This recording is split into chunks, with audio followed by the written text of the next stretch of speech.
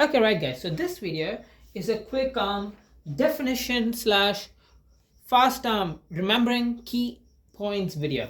So let's get started with the very top here. Allele. What are alleles? Alleles are different forms or versions of a specific gene. So they're the exact same gene, right? But they're different variants of this. So you might be wondering, why do we need these different variants? I'm glad you asked. You need these different variants for different characteristics, such as because they determine the characteristics, the observable characteristics, or the non-observable one. But characteristics such as your eye color, hair color, what do you call blood type, skin color, you name it, tongue twisting ability, etc. And why do we need this? It's essential for survivability in our world. So let's say there's a virus out, right? Your different allele or your different version of the gene can help you survive, better survivability. So allele is basically different versions of a specific gene, right? So you get one from your dad, one from your mom, and you get one assigned to you. Now let's look at dominant traits and recessive traits, genes.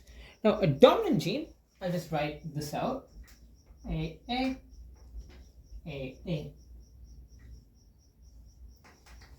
Okay, now dominant genes and recessive genes. A dominant allele is a version of a gene that, when present, will always be expressed in the phenotype no matter what. It's just dominant by the name. It's just going to be there. So it just needs to be there once. So even if that's once, it'll be there. So there can be one dominant, one recessive, and the dominant will show up. It's as easy to remember. So if one has one dominant, yeah, as I said, it'll be expressed in the phenotype. Now, let's look at recessive. Recessive alleles are versions of genes that are only expressed if the phenotype, if the recessive alleles are inherited from both copies of the phenotypes. So only if it's AA, it's recessive. Now let me rephrase this whole thing better. What are AA? AA is you can put any letters to represent your dominant and recessive genes in an example, but they need to be the same letter. And for dominant genes, right, we represent dominant genes with the uppercase, and we represent recessive genes with the lowercase variant of the same letter. So here the dominant one is capital A, recessive is small a.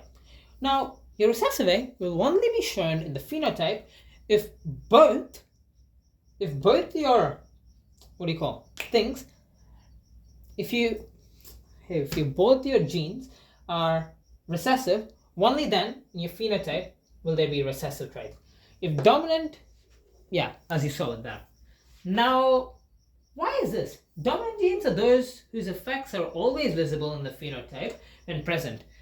Recessive genes are only visible when an individual has two copies of recessive ones. Now let's go look at phenotype and genotype. Phenotype is the observable characteristics. It's the observable characteristics of a human being. So it's the physical appearance and the traits that we can see. So this is influenced by the genotypes. How? I'll explain that part very soon, right now. But let's go on to, I'll give you some examples of phenotypes. Phenotypes is everything you can see. It can be a tongue twisting ability. It can be your color of the eyes, how many freckles you have, you name it. It's the physical appearance. Okay. Then your genotype. Your genotype is the genetic makeup of the organisms. So it's a specific set of genes that an organism inherits from the parents. So these things, AA, and little a. These are your genotypes. They're the specific genes that or the genetic makeup that you inherit from your parents. So as I was saying earlier, right, that phenotypes are dependent or influenced by genotypes. Yeah, that's because whatever genetic makeup you have, let's say if, for eye color, right, let's take example as eye color. For eye color, let's say red eye color is your dominant, let's just suppose, and blue eye color is your recessive. Now, let's say you inherit your father, right? Your father has big A, and your mom has little a, what will you get? Well, cross multiplying these two like that, we get 4 different results. That's big A, big A, big A, little a, big A, little a, and big A, A. Right? So even if your mom is blue-eyed and your dad is red-eyed, we see that A is present, dominant A is present in everything. So your eye color will, like, for sure, will be dominant from the interaction of these two. So that's how your genotype is dependent on your phenotype, because whatever genetic makeup you have, that is what is expressed in the phenotype. So basically, right, your genotype is the theory, your phenotype is the prac of the theory. Okay? Now moving on to heterozygous and homozygous. Homozygous individuals have 2 identical alleles. These are alleles, right? We mentioned them. 2 identical alleles for the same gene. And heterozygous have 2 different alleles. So these 2 alleles can be A, or little a, little a. They're both the same thing, so they can be dominant, recessive. They're the same, identical alleles. Now, heterozygous are different alleles. It's the complete opposite. So it's big A, little a. So if we can, referring back to our dad-mom example, right? We can say that the dad and mom are both homozygous because they're both dominant in one thing. Right? Got it? That's homozygous and heterozygous. So the dominant allele is typically expressed in the phenotype and the recessive, not the recessive one. But referring back to this mom-dad example, right? The child will have AA, but let's say for these 2 ones, we can see that little a, we can see the blue color allele in the gene for the child because A. So what about that? Okay, sure, you're telling me that because there's a dominant figure, that's what's going to be expressed, but that little a is still there in his genetic makeup. What happens to that? Well, I'm glad you asked, because that genetic makeup, right? Those tips, when this is present, right?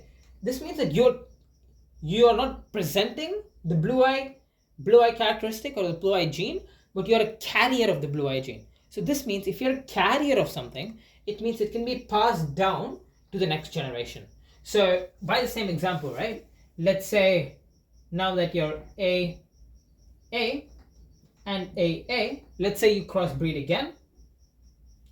What you end up with is, let's say, big A, little a, big A. Sorry, let me do it again. AA. This and this is big A, little a, big A, little a, and AA. Right? You see how we ended up with AA here?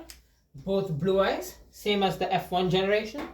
Yeah, that's what we call. F1 generation is the first interaction, F2 generation is the second interaction, and you just go down. So this is the F2 generation because it's the second interaction after that. You see here that no blue eye genes were present, but here we can see that there's a 1 in 4 chance of a blue eye for a kid. So that's what we said, as even though this guy doesn't represent it in the phenotype, its observable characteristics, he's still a carrier. Hope you understood all these things. So yeah, go like the video. Thank you.